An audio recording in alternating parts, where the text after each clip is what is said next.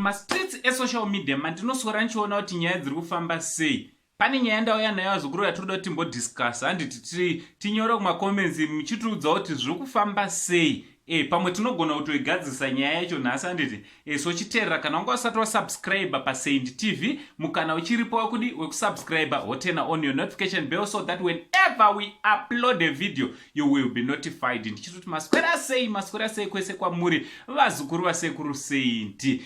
So vazukuruka ndakabatikana zvisingaite ne inonzi net 1 yakandirwadza singaita. I just bought data re net 1 about 50 gig and $50 dzandakashandisa zukuru, but yakadhakwa inonzi net 1 ka adai magadzisa veku net 1 kana muri kundinzwa ndoiziva kuti vamwe vazukuru vangu munoshanda ikoko itai kuti net 1 ye data network yenyu inge iri inofamba zvakanaka nditi, especially when people are spending their hard earned cash and hard earned money to buy data renyu ka munofanira kuti munge muri muno improve ma services enyu handiti.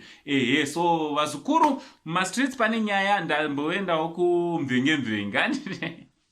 Ndamboendawo mvenge vazukuru. Kune nyaya yangokandwa yemwe mukadzi asiya mwana wake pamukova. In fact aenda achida kunopa handisuzwa kuti yatika kupi, but hanzi aenda achida kunopa mwana wakamitiswa nemufesu uyu kuna baba wake kacheche kataisa panapa.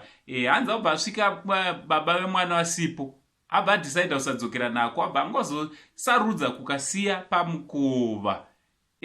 So ndakanda kuverengawo macomments vamwe achiti aiwa vakadzi vazhinji vari kuti aiwa rume ndimati pamwoyo unenge wemhuka, musamhanyira kuti jaja because you are the ones wekuti imi chamunogona chete kungoisa vana matiri and then mwana avepo you run away from responsibility.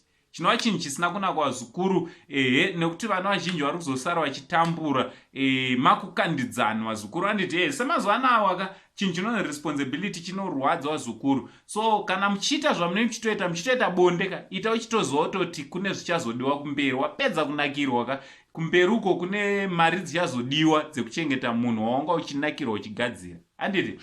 So vakadzi vari kuti aiwa imimi varume ndimuri kutikonzeresa kudaro. Vamwe vari kuti aiwa there is no justification yekudhampa mwana zvakadaro. Vamwe vari kuti aiwa uyo atogona nekuti amusiya pane vanhu vavakidzana vanototora mwana vakachengeta vakazopa kuna baba vachona ari umwe adai atouraya mwana.